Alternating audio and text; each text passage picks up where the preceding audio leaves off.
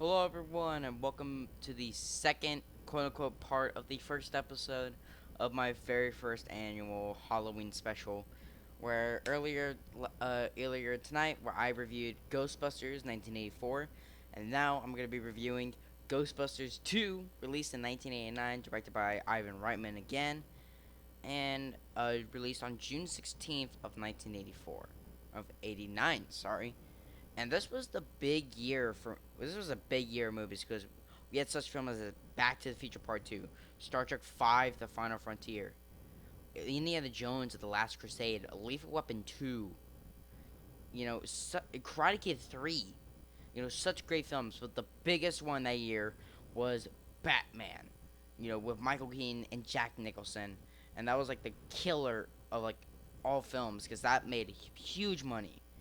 Not saying that any films didn't make a lot of money. I mean, Ghostbusters 2 by itself, I mean, it had a $25 million budget, or as some online sources say, between 30 and $40 million. Domestically, it made 112 million dollars, and worldwide, it made over 215 million. So this film was still a very huge success, probably just not on the same level as Batman, which I think it made over $400 or $500 million. Um, and unfortunately, Elma Bernstein did not return to do the score for this film because by this point, he didn't like doing comedies anymore, and he wanted to do like more serious films. So the composing duties were given to Randy Elton, which I'll get to later. Um, but anyway, let's get on to the plot. And really quickly, I just want to mention, as I said in the Ghostbusters review, I haven't actually seen this film ever until actually watched it for this review, because obviously I didn't want to lie to you guys and say, oh yeah, and start mentioning all these points without me actually watching the movie. So I actually watched it the whole way through, and it's not as bad as many people say it is. I say it's kind of actually like Jaws 2, because that film was kind of a rehash of the first film, and yet it was still a great film. Not as good as the first one, obviously, but it was still great. Same here with Ghostbusters 2. It's kind of a rehash of the first film, but it doesn't mean it's bad.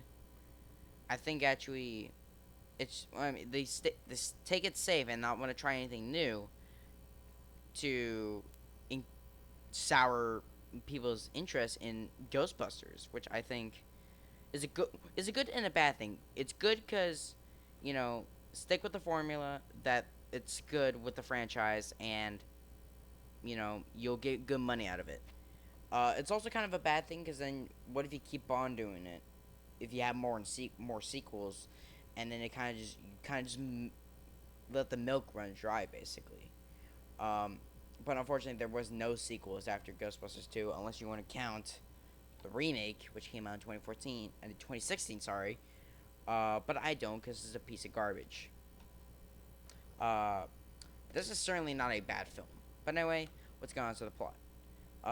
So after saving New York City from a ghost attack, the Ghostbusters, a team of spirit exterminators, are disbanded for demolishing parts of the city during the battle.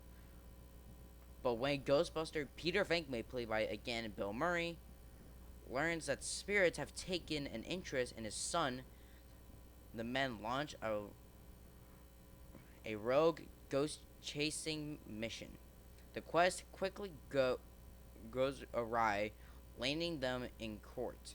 But when the ghosts turn on the judge, he issues an order allowing the Ghostbusters to get back to work.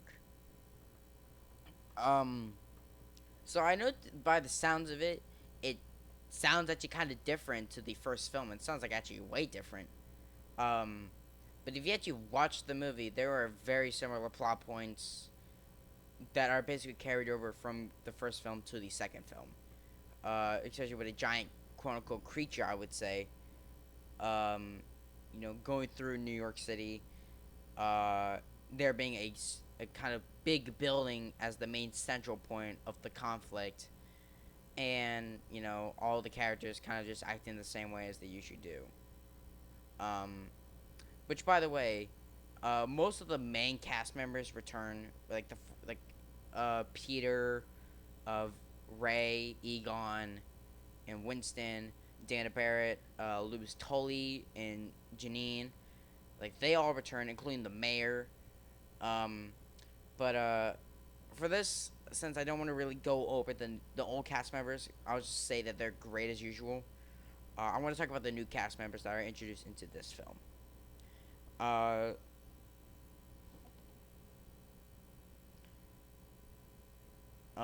so we have Patrick McNichol as Dr. Jones Apoye. I think that's how you say it. I'm really sorry if I butchered that. Granted, that is an in-character name. Um, um,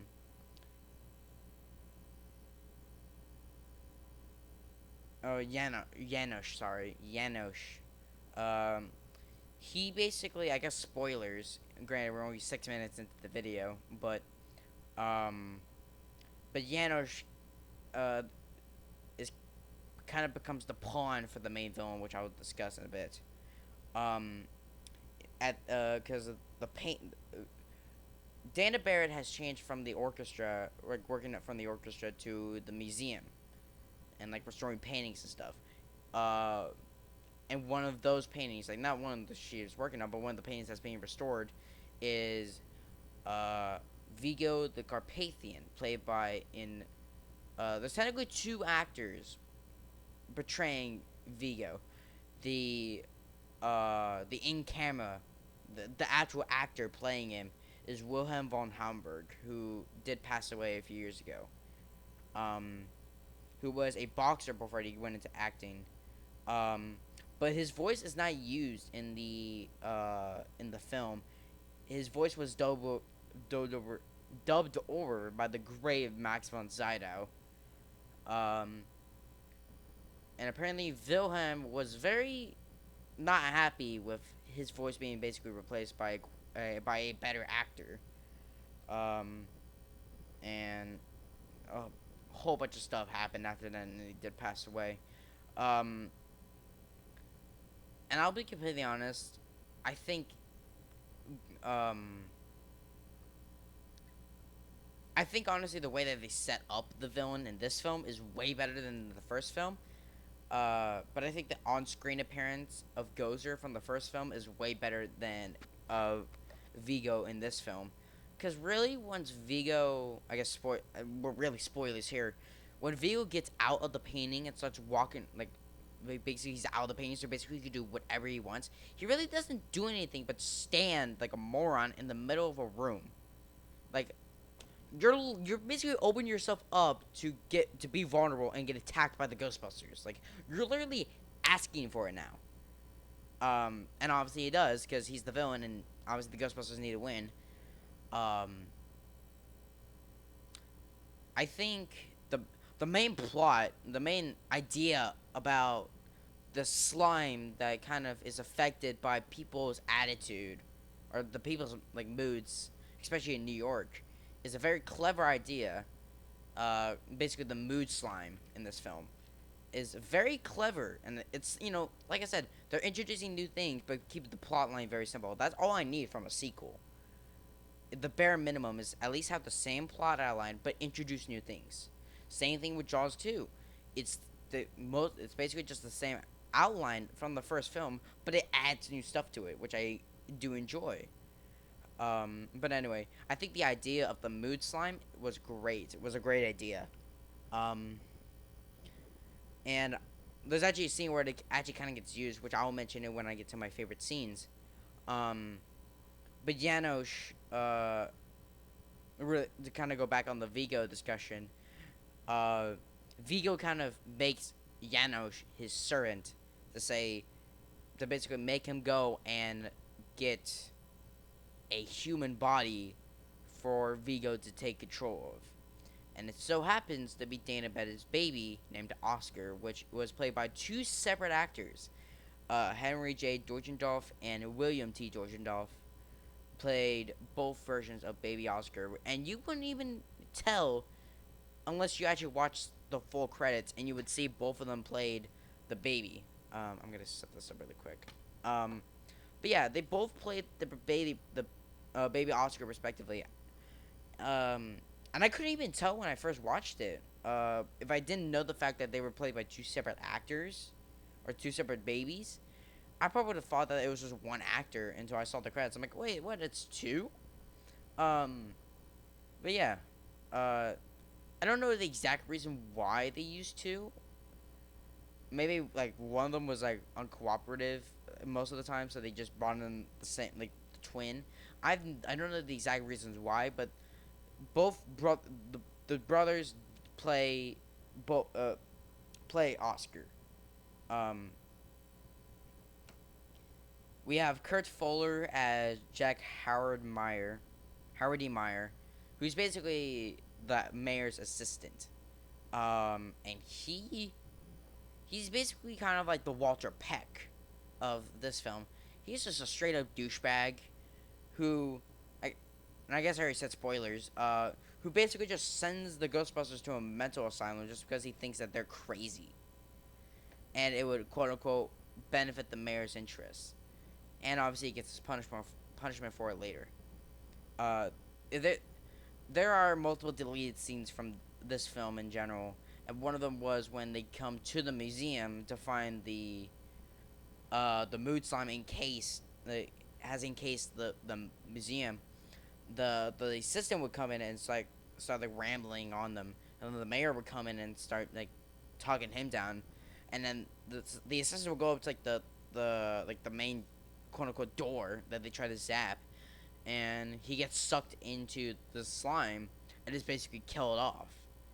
Um, Obviously it wasn't used in the film, but for some reason, there was a novelization of the film, and that scene was actually was like left in the novelization of the film, which is very odd.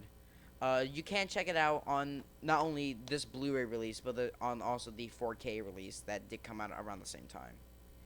Um, which, by the way, I want to quickly mention before I get too far. These steelbooks look amazing. These are the Best Buy exclusive steelbooks that came out around the same time that the 4Ks came out. Unfortunately, I don't have the 4Ks to show, but I actually had these. I still have these steelbooks. This was obviously for the first film, and it is the when they encounter the library ghost, and it's a full, kind of like a full artwork thing. Same with this one. Um,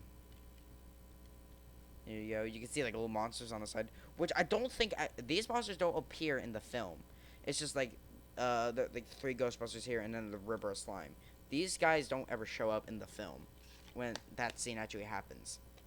Um, and then obviously like I said, Max von Sydow did dub over Wilhelm von Hamburg. And then we have finally Harris Yulin as Judge Stephen Wexler, who basically is on the verge in it's basically the court scene that happens right before. My first favorite scene is when the judge is obviously after Ray accidentally takes out all the city's power when they first encounter the river of slime. They get sent to court, and after like I think like a 5 minute sequence, it Wexler starts saying like oh, I'm done with you guys. You guys are, like he keeps on rambling and he keeps on getting more pissed and pissed, and Ray notices that the slime is reacting. Oh, sorry, perp. Ray starts to notice that the slime is acting very badly to the judge because he keeps on like yelling and yelling, and like he keeps on like bubbling up, and like the Ghostbusters like kneel down above below the desk, and then like once like the judge is like right at his peak, bam, like the Scaleri brothers come out, and they start trashing the courtroom, and then the judge revokes the order to have the Ghostbusters sent to jail, and then to deal with the Scaleri brothers. Um, and then obviously they capture the first ghost after 5 years because this obviously it's 1989 and the first one was in 1984, so might as well set it 5 years after the events of the first film. And um, the city has sued them for damage, which I don't know why. It seems like such a stupid plot outline just to say, yeah, okay, we need to think of a way to have the Ghostbusters not be Ghostbusters anymore at the beginning of the film. So yeah, let's just have the city sue them over property damage. And it's like, that's kind of stupid, honestly. Um, and it's just like, why would you do that? But that's just me. But yeah, the court scene and the eventual battle between the Scaleri brothers and the three Ghostbusters that are at the court is my first favorite scene because it's like the really first effect, like the first special effects scene that you get in the film. Which, by the way, might as well mention it now since I already mentioned the special effects. In the last review, I did say that the first film, the special effects were done by Boss Film, and that obviously by 1989, I don't know exactly what the circumstances was, but I think Boss Film was either out of business around the time of Ghostbusters 2 being made, or it had way too many films that it was doing around 1989. So for this film, they had ILM, which obviously they did the Star Wars films, in the Star Trek films, and like several other films around the 80s. Um, and so they took part in for Ghostbusters 2, along with I believe the Last Crusade. They couldn't, like I mentioned in the Star Trek 5 review. Actually, they weren't able to do the effects for that film because of the Ghostbusters 2, the Last Crusade. I believe Batman as well. Actually, no, the Batman I don't think was done by ILM, but yeah, ILM was doing a lot of films for '89, and so they couldn't do Star Trek 5, so a different company went on and did that film, and it shows.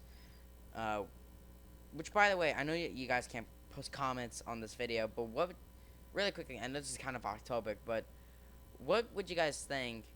Would Star Trek 5 be better if it had ILM doing the visual effects and it had William Shatner's original idea? Try to message me on Instagram to tell me what you guys think. But anyway, which will be down in the description below, like the first film. But anyway, ILM, they did the effects for this film, and they're as good as the effects for the first film. Um, the effects are a little bit different than the first film. You can kind of tell with the proton beams, where in the first film you can kind of see when the beams are coming straight towards camera. In the first film, you can kind of see the little particles whizzing past in the streams. But this film, it's kind of every time they literally every time they zap with the proton stream, it's kind of done at a wide angle, so you can't really tell. You can't really focus on what's on the inside. Which I guess would take it a lot more time to do. But the effects are really well done. Um,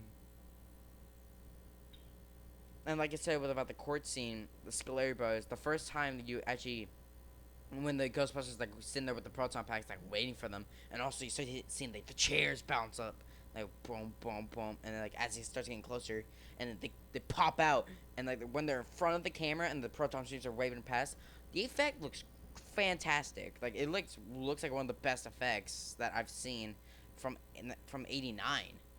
And then all the other ghosts that you see without the rest of the film were done very superbly as well, along with the rest of the proton streams. And also with the electric effects, as well, and when the sky changes, very when the cloud starts coming in, when it's starting to go towards New Year's Eve. Looks very great. You can tell that I'm doing this very late at night because I'm yawning like a mother effer.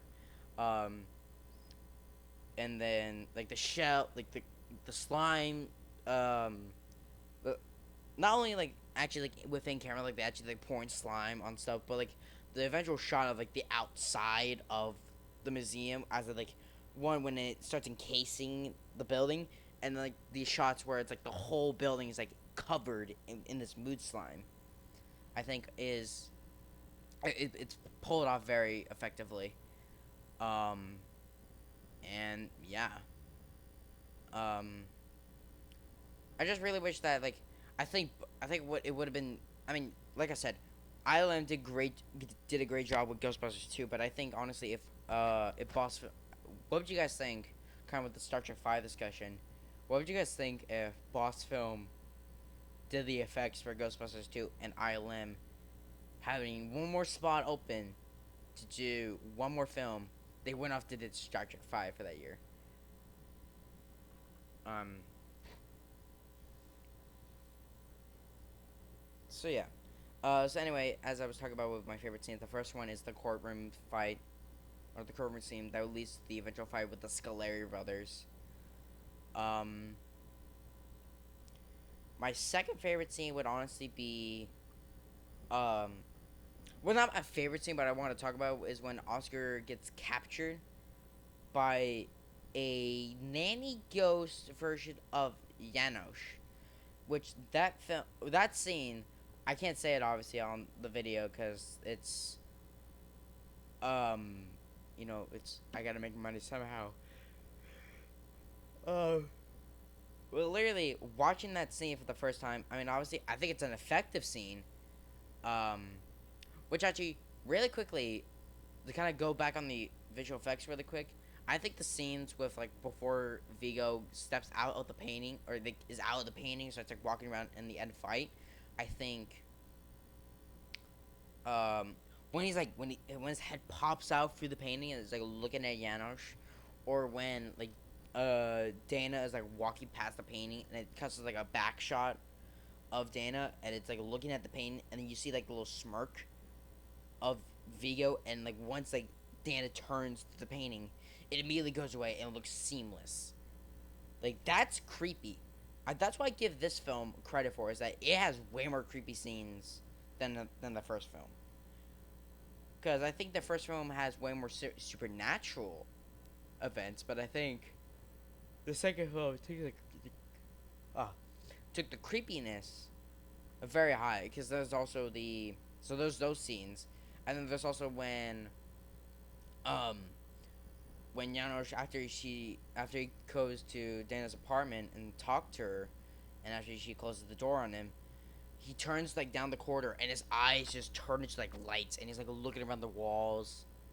Like his eyes are just like light bulbs, and he's just like looking around. And then like he just continues on the rest of the way. That's creepy. Like that's just like that's the moment where I go, okay. Like, obviously besides like the kind of the scene where he actually kind of gets made into Vigo's kind of servant.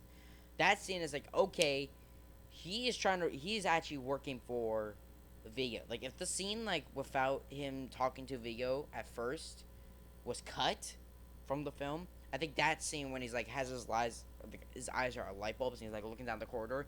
That's the scene where I think everyone would gone, okay, he's just officially become a servant to Vigo, and it's just like whoa, okay, you taking this, like this is like okay now it's like stuff is about to go down, um, and so yeah, um, and then so yeah, but anyway, to quickly go back to when the Oscar gets captured and goes to the museum. For some reason, the nanny, because it's a nanny ghost with like a little stroller. For some reason, the nanny is Janosch, and that's like obviously I can't say it, but that's like the moment where you go like that's like a scene where you go like WTF, like what the hell just happened there? Wait, why? Wait, no, Janosch isn't dead, and yet his face is on this like maid, and what? It's very very weird, and that it kind of screws up with the rules of Ghostbusters, where it's like you can only really be a ghost if you're dead, per se, and it's just weird. Um, but it's one of the weird things about the film, like one of the most weird moments about the film.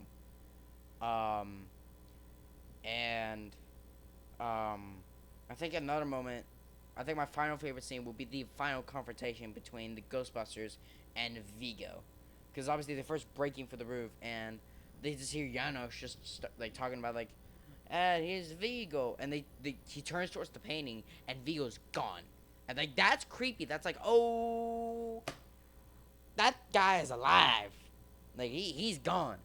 Um, but like, he turns to the painting, and he's Vigo's gone, and he's just like you just see like the face on like his face is just like crap, and then like um, and Peter's just like toast him or like slime him, and he's because obviously they have like those little slime blowers that have the positive slime, so they spray Janosch, which basically makes him like not a pawn of Vigo, and then obviously at the final confrontation with Vigo, which honestly I will admit is the actual confrontation, not like the actual part where they actually start zapping him.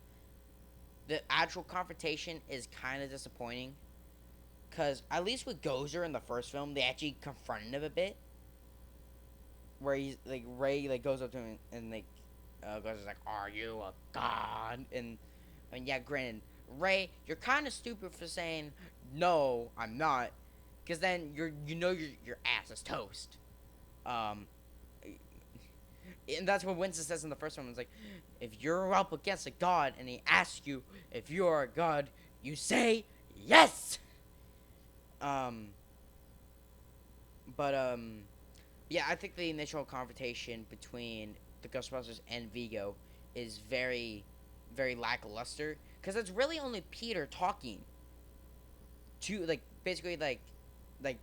basically talking smack to Vigo, and everyone else just like, how do I move my legs again?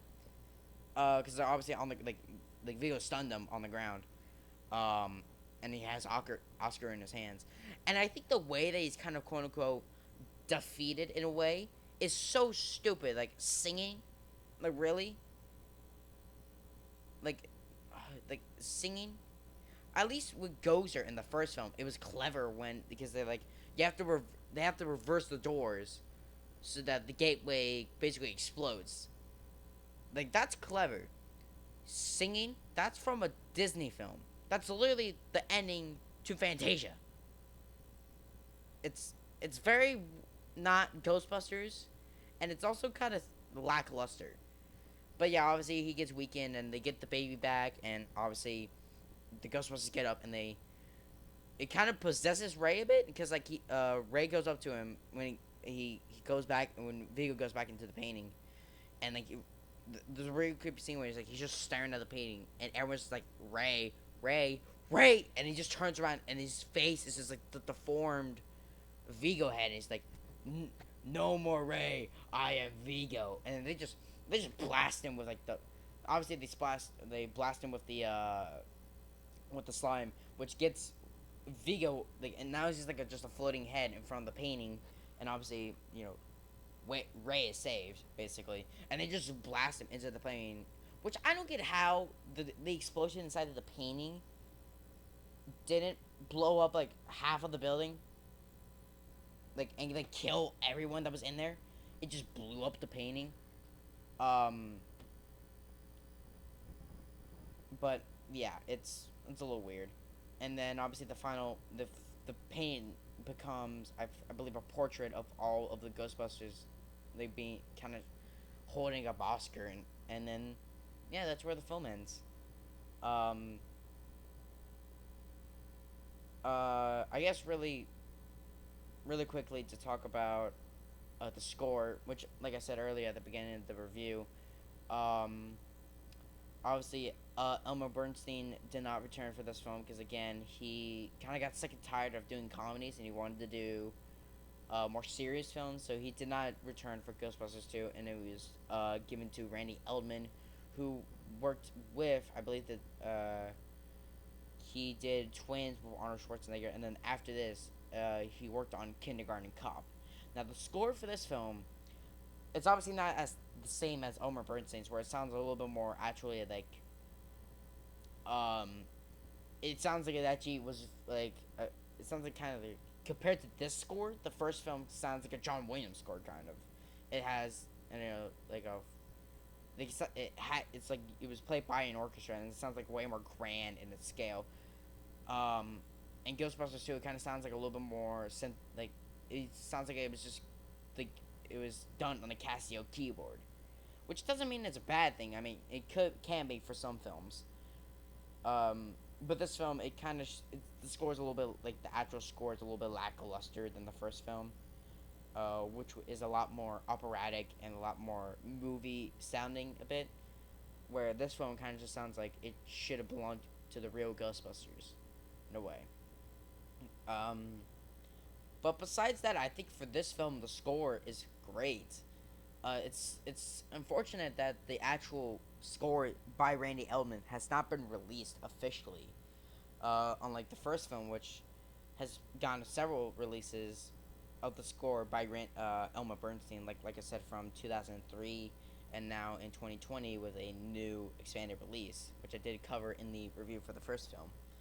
There was obviously a pop album released for the film, and that's so far the only music that's ever been really officially released for the film.